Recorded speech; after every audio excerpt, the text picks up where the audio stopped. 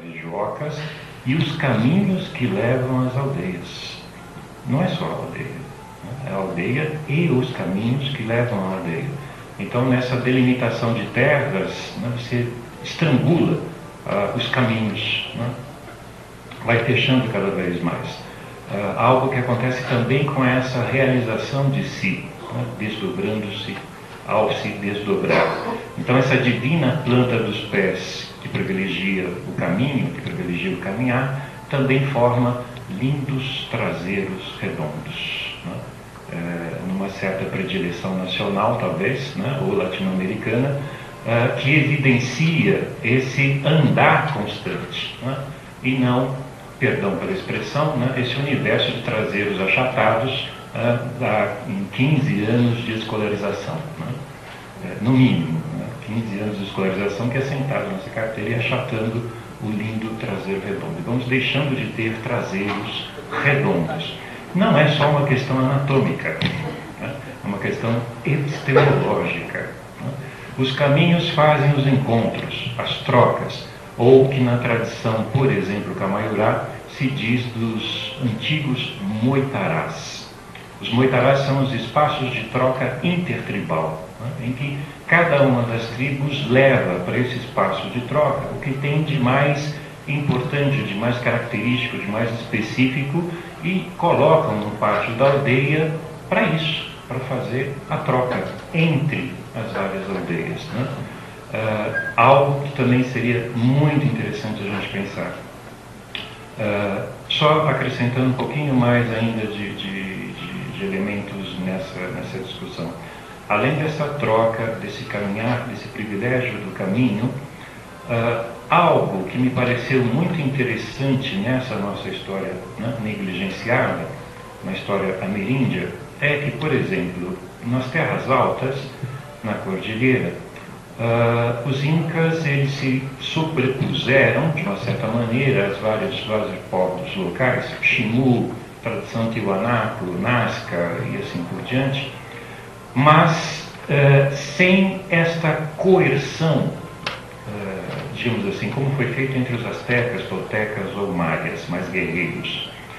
Eles optaram por utilizar uma língua comum, que foi adotado o Quechua, entre os incas e todos esses outros povos, né, que foram agregados sobre o Império, e, portanto, uma certa unificação da língua, né? Por isso o Quechua passa a ser a língua mais falada na América Latina, né? Em segundo lugar vem o espanhol.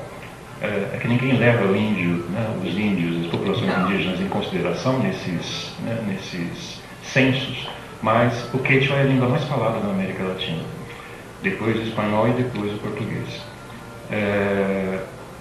E nesse império incaico, né, utilizando o Quechua como uma língua que não foi uma língua única, mas uma língua destinada à comunicação entre os diferentes povos, né? Então esses povos eles se comunicavam, trocavam entre si sobre esse domínio, né, do Império Incaico, mas um domínio muito mais, digamos assim, cultural do que político. Isso é muito interessante, porque quando a gente vê hoje remanescentes, né, aimaras, mesmo Xingus, Urus e por aí vai, o Quechua é adotado, incorporado à sua língua original, e eles têm uma preocupação muito grande em revalorizar ou reconquistar esse status, né, que foram perdendo com a colonização e com a expropriação dos colonizadores. Então, por exemplo, a gente tem dois modelos a rigor, tem mais, mas pelo menos dois que a gente poderia pensar de educação sendo praticado, né, de uma maneira geral na América Latina e sobretudo nessa tradição Quechua. Um é o modelo do Estado, que é esse modelo que então pretende colocar o espanhol ou o português como língua única para ser trabalhada com esses povos. Então é a perspectiva da educação para o índio, né? Ainda com essa visão da tutela, com essa visão de que são incapazes, que são negligentes, indolentes, etc, etc, etc. Que, infelizmente, é a concepção mais utilizada nas universidades, né? Os nossos alunos vão sendo formados para entender essas tradições indígenas como atrasados, como inferiores nesse sentido cultural, quando não, né, também biológico, e que, portanto, a sua salvação seria educá-los para falar o português ou para falar o espanhol e integrá-los à sociedade. Mas nesse modelo de educação não se pergunta sobre qual modelo de educação, não se pergunta sobre se eles querem isso, não se pergunta, não se abre para uma contribuição, um diálogo e assim por diante. Esse é o modelo mais impositivo, eu diria o modelo estatal, que nesse âmbito da educação vai no sentido completamente contrário da antropologia. A antropologia sempre se perguntou ou privilegiou a questão da diferença, né, que é uma das, digamos assim, das pilastras da antropologia. Ainda que alguns antropólogos, né, priscaseras, queriam fazer o inverso através da antropologia, né, eliminar o diferente. O Ailton Krenak tem uma expressão que eu acho belíssima. Ele diz assim: por que a gente não inventa então uma antropologia do branco? Né? Por que é só o índio que vai ser extinto? Né? E então eu preciso preservar os cocários, preservar as penas, preservar isso e aquilo, né? Porque a gente deseja que ele seja extinto. Então vamos pensar numa antropologia do branco. Né? Enfim, mas é uma provocação do Ailton Krenak. O segundo modelo, que me parece um pouco mais interessante, eu acho que a gente poderia tentar avançar nisso, é o modelo, apesar de todas as contradições, o modelo bilíngue. No modelo bilíngue, você adota a língua, né, predominante naquela região, o espanhol nas terras altas, ou aqui o português, mas também a língua original daquele povo com que se está trabalhando. Nesta perspectiva bilíngue, então eu preciso, não é que seria uma condescendência, mas eu preciso ter esses povos como interlocutores para qual modelo de educação que se deseja. Como é que neste povo se encara esse processo educacional? E então o modelo formal, o modelo escolar, se abre para as aprendizagens com essa riqueza e com essa história cultural do povo a que se destina, para que ele assuma com as suas próprias mãos a sua educação. Nesse sentido de uma educação bilíngue que parta a partir da realidade e da cultura deste próprio povo, nós começamos a lidar com a tão propalada autonomia desse outro no seu próprio processo de aprendizagem. Nós temos concepções as mais diferentes de educação entre essas tradições, e elas não ocorrem nesses espaços fechados de quatro paredes, ou, como eu costumo dizer, com o kit escolar, né? Porque aí tem gente falando de educação indígena, mas como é que se dá isso? Com esse kit escolar. Então eu tenho carteiras, eu tenho uma lousa, eu tenho uma palavra do professor, eu tenho material didático que pode ser em Guarani, pode ser em Munduruku, pode ser lá, mas todo o contexto já é dado por esse molde ocidental, por esse molde escolar. Então, mesmo que aparentemente seja bilíngue, na sua essência passa a ser um processo de aculturação, porque então tem os tempos, o horário do intervalo, o horário da merenda, a merenda que é só para as crianças, que é um outro dilema, né? Para quem convive nas aldeias sabe muito bem que quando chega a merenda é dividida na aldeia. E aí os educadores, pedagogos, coordenadores ficam de cabelos em pé porque todo mundo comeu a merenda que era para as crianças. Né? Não é só para as crianças. Né? E então tudo que chega para a aldeia tem que ser partilhado pelo princípio de reciprocidade. Só que nós, no alto da nossa superioridade ocidental, não conseguimos enxergar os valores que estão dentro desse grupo que eu pretendo salvar, né, pretendendo ser a vanguarda pedagógica da salvação do planeta, etc. Quando a gente não consegue nem olhar do lado, né, as diferenças que nos constituem. Então, esse modelo bilíngue me parece ser um pouco mais interessante, mas desde que politicamente ele também se paute por essa escuta, e não só escuta, mas diálogo com quem é a parte mais interessada. Então, por exemplo, eu tenho orientantes que têm trabalhado com essas perspectivas no Equador na Colômbia e no Peru, com modelos muito interessantes, só que, evidentemente, que não são iniciativas do Estado, porque isso se choca frontalmente com a ideia de soberania estatal e, de outro lado, de autonomia dos povos indígenas. Então, esses modelos que são tomados pelos próprios povos indígenas são modelos interessantíssimos, aos quais a gente pode aprender uma série de coisas, inclusive para oxigenar esse nosso modelo, né, escolar, ocidental, etnocêntrico e por aí vai, que já nasceu em crise, né? Se não estou enganado, desde o início da universidade no século XII ele já nasce em crise, né?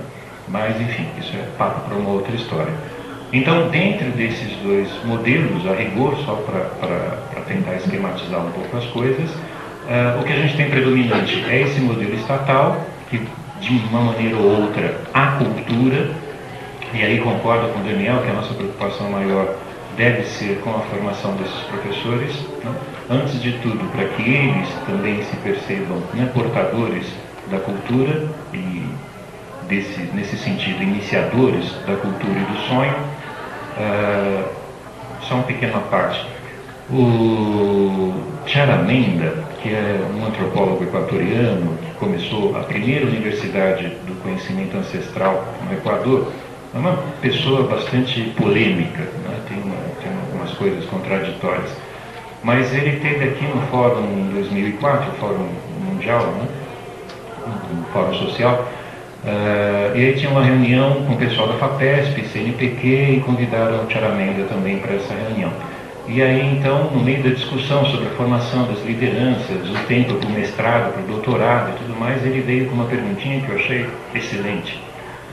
Quanto tempo se leva para formar um sábio? Aí o Pérez da FAPESP entrou em crise, né? Assim, deu curto-circuito na cabeça dele, porque ele sabe muito bem, né, dos 2 anos para o mestrado, em ali gerar o doutorado, mas quando você deixa de pensar o especialista, né, nesse sentido, ou mesmo esse pesquisador tradicional, no sentido pobre da palavra, quantos anos se leva para formar um sábio? Aí as coisas se complicam. É nesse sentido que o diálogo, essa escuta para outras percepções, podem oxigenar as nossas próprias concepções, né? E o Charamenda complementa. Esse conhecimento ancestral, ele não é grafado no texto, no livro, né? Nessa necessidade nossa, ocidental, de escrever, porque nós somos uma sociedade do esquecimento. Nós esquecemos. Por isso que a gente tem essa compulsão por escrever. As sociedades de tradição oral não têm isso. Por quê? Porque as palavras estão escritas na pele, nos pensamentos e nos sonhos. É aí que a palavra alma está inscrita. Se a gente começasse a repensar isso, uma série de questões sobre as nossas ladainhas pedagógicas poderiam talvez encontrar algum caminho, né? Mas as universidades ainda estão muito fechadas, olhando para o seu próprio umbigo, e deixando de lado essa riqueza que nós temos, né? E só para encerrar, essa pergunta me deixa muito triste, na verdade, né? Não só porque a educação é possível, mas, né, uma outra educação, não é essa, né, fabricadora de pasteizinhos, todos iguaizinhos uns aos outros. Mas é que esse número ele é extremamente constrangedor, né? Eu diria, 227 povos indígenas foi o que sobrou. 180 línguas foi o que sobrou da nossa riqueza, que era muito maior do que isso. Aí a gente tem uma ideia do genocídio que fizemos nesses últimos 500 anos, né? Então, é uma pergunta que, na verdade, nos constrange. E aí? E agora? A partir de agora, né? A gente continua esse genocídio em termos culturais, em termos políticos? Ou tentamos nos abrir, né, justamente a partir da formação inicial dos educadores, né, para pensar essa diversidade? Não adianta o decreto por lei, né, dizendo que é obrigatório o ensino de história e cultura afro-brasileira e depois, né, agora também indígena, se nós continuamos ingênuos em relação a isso. que eu quero dizer com ingenuidade? Achando que é só mais um conteúdo escolar. Aviso aos navegantes, não é.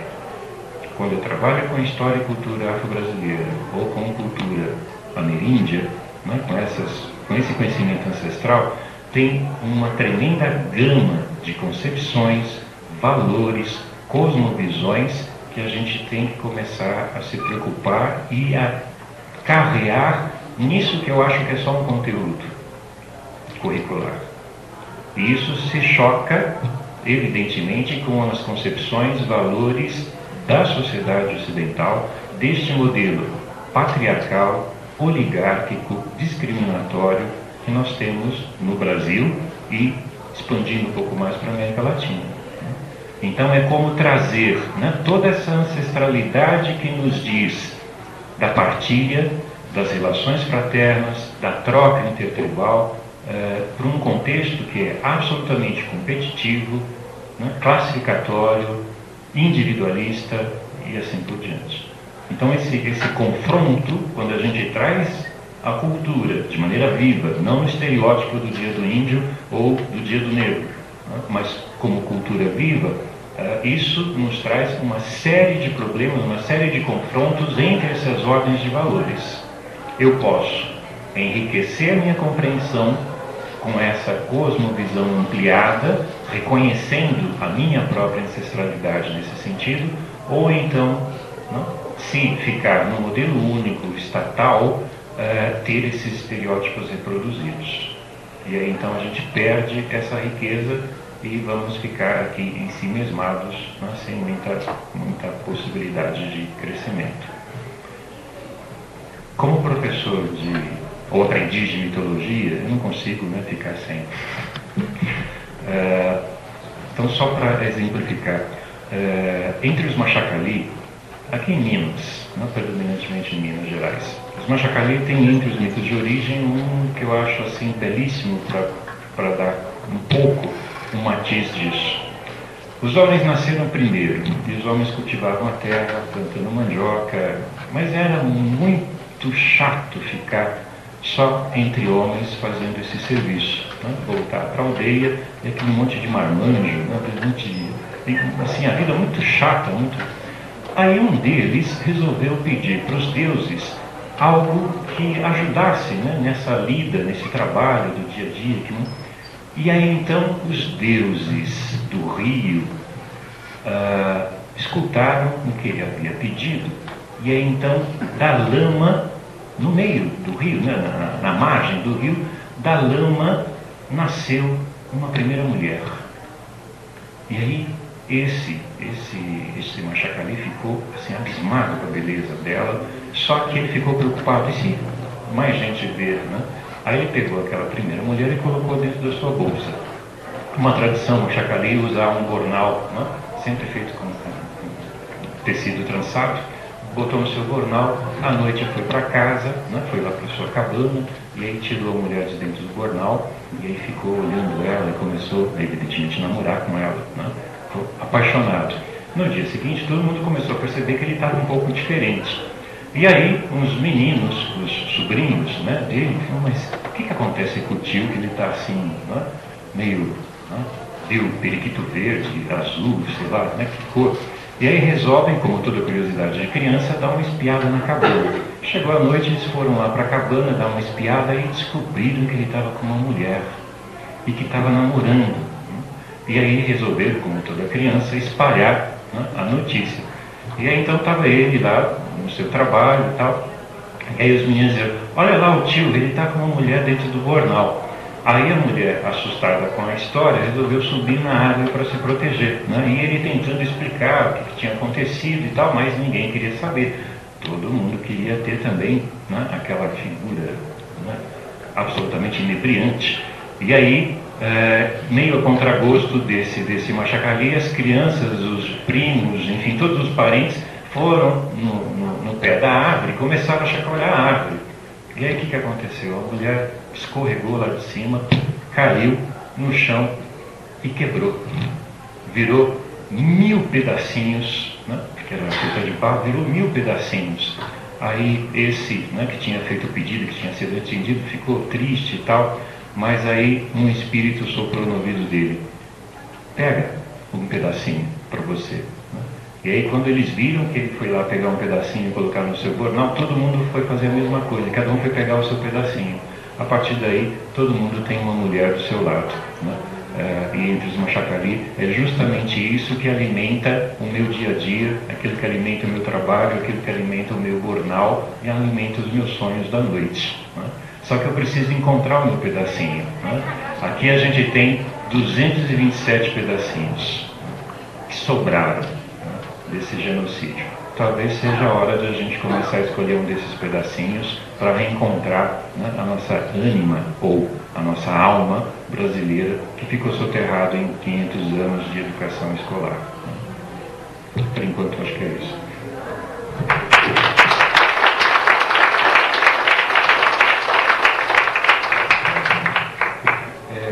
O Marcos lembrou do Ailton Krenak. Ele também tem uma afirmação muito forte quando fala da história do Brasil. Ailton é desses sábios, né, que Marcos falava que a universidade não conseguiu detonar. Ele diz assim que o Brasil é um país que foi construído em cima de um cemitério. E ele diz isso para lembrar que quando a gente constrói alguma coisa em cima do campo santo, do campo sagrado, normalmente fica meio amaldiçoado, né? É só pensar nos filmes de terror que tem, né? Sempre. E que o Brasil, segundo ele, está nessa busca ainda de destruir seus fantasmas, né? De encontrar seus fantasmas para poder lembrar de onde veio. Porque essa história, que é uma história feita mesmo de genocídio, e foi enterrando todos os povos que ficaram pelo meio do caminho, em cima desses corpos, em cima dessas culturas, que foram construídas as cidades. Imaginando aqui São Paulo, né? Quantos não estão aí nessas ruas? Que tem nome, aliás, muitos nomes indígenas, né? Espalhados pela cidade, talvez assim numa memória sem querer, para lembrar justamente que houve esse massacre, enfim. E eu costumo dizer assim que o Brasil é um país que vive em crise como um bom adolescente que é. Que o Brasil é um país adolescente, né? Não é criança, mas também não é um país maduro ainda. E é um país adolescente, e como todo bom adolescente, ele vive numa crise de identidade, que é a busca de definir quem é de fato. E o adolescente ele só consegue fazer essa virada quando ele passa pelo seu rito de passagem. Quando ele passa por um momento de virada, né? Que normalmente é feita pelo sofrimento, que normalmente é feita pela dor, né? Normalmente é feito por um teste que as pessoas têm que passar para depois se tornarem e serem reconhecidas como adultas. E eu tenho a impressão que é um pouco isso que ainda há de acontecer no Brasil, para que ele efetivamente avance e alcance um patamar novo, né, uma maturidade nova. É necessário resgatar um pouco essa sua ancestralidade, que ele acaba virando de costas para ela. O Brasil parece que, ao invés de olhar para o seu passado e buscar no seu passado a sua energia, a sua força, ele começa a olhar para cima, para modelos que não são exatamente os dele. E aí é isso que gera a crise, né? Essa crise de identidade que ele quer ser outra coisa e não consegue ver como construir efetivamente o seu próprio presente, o seu próprio ser nesse momento, para ir construindo aos pouquinhos aquilo que ele pode vir a ser, né? Mas para chegar a esse vir a ser, é necessário passar por isso, né? Passar por esse resgate ancestral, passar por esse momento de renovação, né? Porque toda passagem é isso. A gente sofre para nascer outro, como acontece no mundo animal também, né? Como acontece nas grandes civilizações, né? É necessário a gente passar pelo cadinho da dor, né? Para usar um termo bíblico, passar pela dor para que a coisa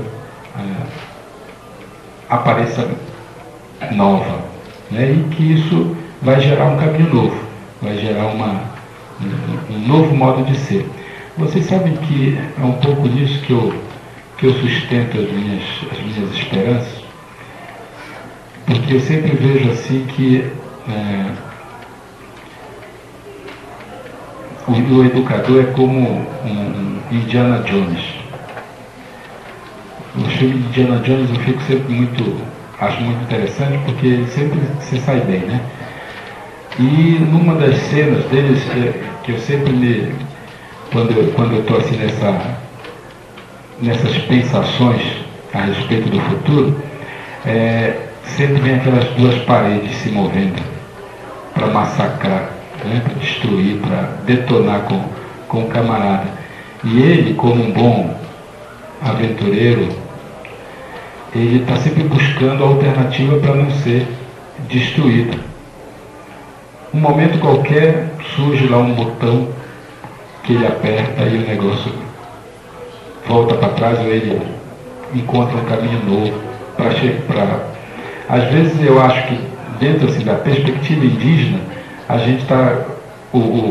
A globalização vem tentando massacrar a gente, e a gente está ali buscando esse botão mágico que vai nos ajudar depois se não a detonar com isso, ao menos que a gente poder conviver de uma forma pacífica e boa para todo mundo. Por outro lado, também penso que o educador é um pouco esse camaradinha que está buscando essa alternativa, né, para poder educar com mais, não apenas com mais eficiência, mas com mais sabedoria. Porque, a meu ver, é um pouco essa a diferença entre quem ensina e quem educa, né? Quem educa as pessoas para viver bem, né? Para entender o que é a existência. E quem ensina apenas ensina, não tem compromisso. E o educador, ele se compromete com o outro, né? Ele não quer que o outro apenas aprenda, mas que o outro viva o que aprende. Então, eu acho um pouquinho aqui, esse Brasilzão nosso que a gente vive, mais o Brasil indígena, eles formam essas duas muralhas importantes de estarem também se juntando para poder construir essa visão nova, né? Esse jeito novo de construir uma identidade que seja boa, né, para esse nosso Brasil, né, e que permita que essas diferenças todas possam conviver, se não em harmonia, pelo menos com tolerância, né? E a tolerância é uma palavrinha muito bacana, que eu gosto muito, porque ela é justamente deixar que o outro seja, né? Tolerar não é suportar o outro, mas é fazer, deixar que o outro seja aquilo que ele é, ou que ele quer ser, não impor a ele um modelo. Então, a perspectiva que eu busco é também essa, né? De que a gente possa ser o que a gente é, sem precisar que um sistema seja superior ao outro, né? E que a gente possa conviver junto. Não é assim, professor? Bem, abrimos então as perguntas, as questões, se vocês quiserem, enfim, fazer aqui para a gente, sintam-se à vontade. Gostaria que fizessem no microfone, porque aí a gente está gravando lá, fica mais fácil para depois, na gravação, a gente ver o que era a questão.